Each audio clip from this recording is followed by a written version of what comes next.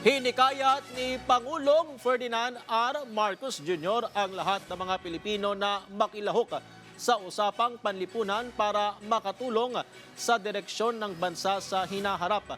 Binigyang diin ng Pangulo na marami pang trabaho ang dapat gawin para maisabuhay ang lahat ng mitihin at pangarap para sa bayan. Yan ang ulat.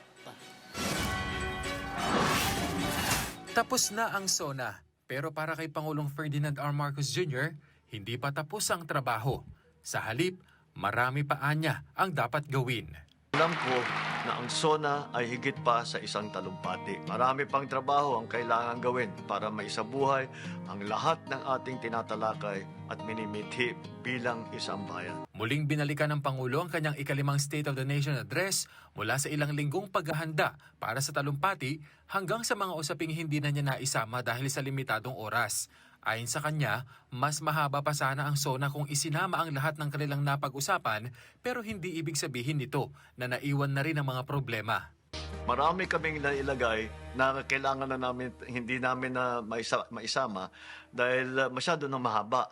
Kaya't abangan na lang ninyo sa susunod na SONA. Isa sa mga usaping muling binigyang pansin ng Pangulo ang kalusugan, lalo na ang mga hinaing mula sa kabataan. Ibinahagi niya ang mga liham mula sa Youth for Health Coalition, kabilang ang kwento ng isang kabataang nakararanas ng gutom habang sumasailalim naman sa dialysis ang kanyang ama.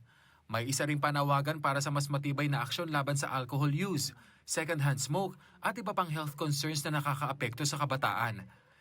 Kaya binanggit niya ang mga programang ginagawa ng pamahalaan mula sa Walang Gutom Program, Rice Assistance at School Feeding Programs hanggang sa dagdag na suporta para sa dialysis patients at mga pasyenteng may cancer, HIV/AIDS at mental health concerns.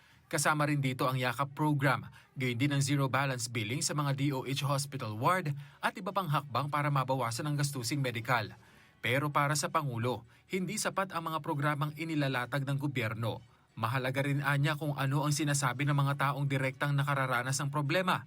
Kaya hinikayat niya ang mga Pilipino na patuloy na magsulat, magtanong at makilahok sa mga usaping panlipunan. Ang inyong aktibong pakikilahok sa mga usaping panlipunan ay mga katangian ng pagiging isang bagong Pilipino. Kenneth, pasyente para sa bayan.